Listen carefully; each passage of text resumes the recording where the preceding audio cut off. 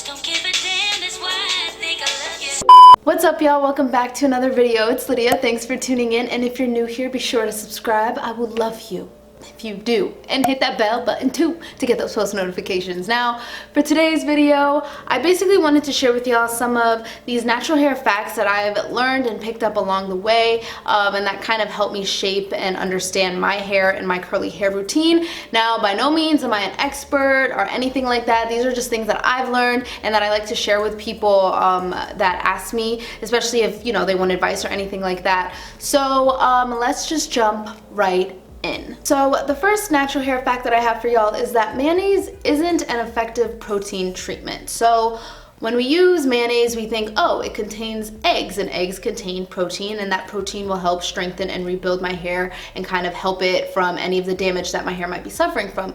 But that's not really the case. In fact, whatever protein that's in the eggs or whatever protein that's in the mayonnaise itself, it's actually not, the protein itself isn't small enough to penetrate through your hair cuticles. So while you will get a lot of other benefits from using eggs and using mayonnaise in your hair, protein just won't be one of them. The next natural hair fact that I have for y'all is that shedding and breakage are two different things. If you have shedding, that doesn't necessarily mean you have breakage. And if you have breakage, that doesn't necessarily mean it's shedding. So with shedding, I think the thing to look out for is that if you notice a full strand of hair or multiple full strands of hair, depending on how much your hair sheds. And with breakage, it's normally like shorter, smaller pieces of hair that have broken off from your longer pieces of hair. So if you're ever in the shower and you look around kind of at the end of the shower, I know it's kind of gross and you see all the hair in your tub. If they're longer, fuller strands, then that's shedding. If it's short, tiny strands all over your tub, that's breakage. So definitely try to keep that in mind. Definitely don't get freaked out if you see a lot of shedding and think it's breakage.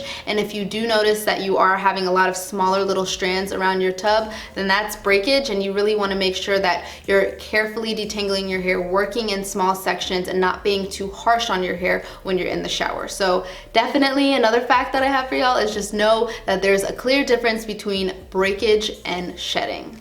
Now, this next thing isn't really a fact, but it kind of is at the same time. So it's essentially that there are no such things as good products for natural hair. I think any product that's labeled as good is essentially just like hyped up. I think, in my opinion, any product that's good is a product that works for you and that works as part of your routine, part of your regimen, whatever. I think within the natural hair community and even within the makeup community or whatever, we get taught to think like, oh, what are the best products for this type hair? What are the best products for this porosity and things like that? But I think we just have to remember that if a product works for you, it works for you. It doesn't necessarily mean that it's going to work for the person on your left and the person on your right. So just remember that good products don't exist. I think products that work well and work well for you do exist. So remember that. Now, this next fact that I think you guys should keep in mind is that oils should not be used for moisturizing purposes.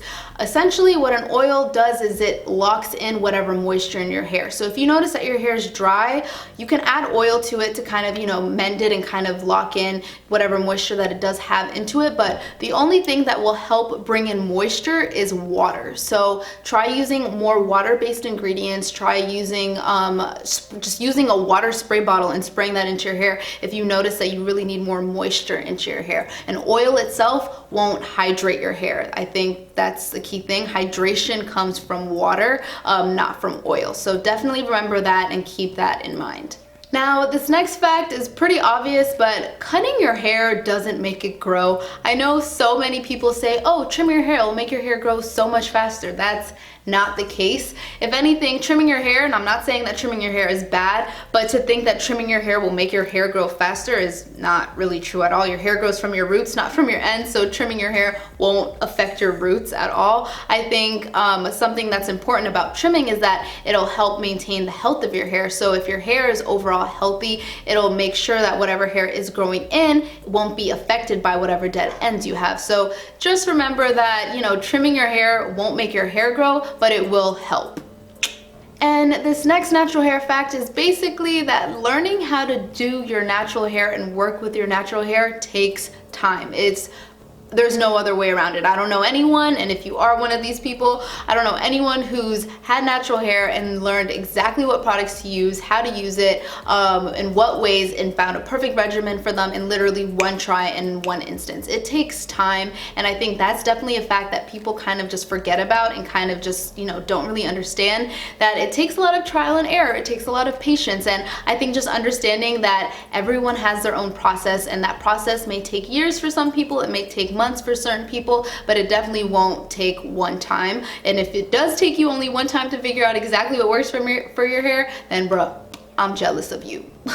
This last natural hair fact that I have for y'all is something that I mentioned in my how to deep condition like a pro video. So basically what I mentioned in that video was to basically not over condition your hair or put in the deep conditioner in your hair for longer than like 30 minutes, because in reality your hair is going to get all the benefits from that deep conditioner in those first 30 minutes, and anything after that is just overdoing it, and it's not really going to help. If anything, it's just going to hurt your hair and over soften your hair and over weaken your hair, which is not what you want. The whole point of a deep conditioner or a moisturizing conditioner is to bring in moisture and to help strengthen your hair, and the last thing you want to do is just make it soft to the point where it kind of just breaks off. So definitely keep that in mind, and remember to not leave your deep conditioner in for longer than 30 minutes, because it's really not going to make a difference.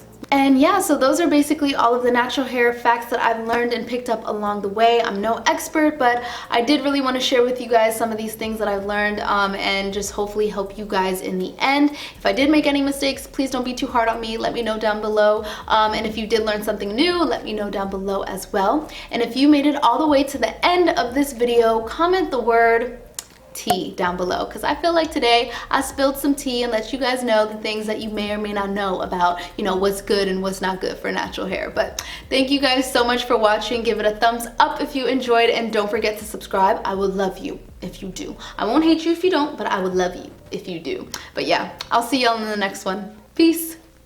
We could go to the movies for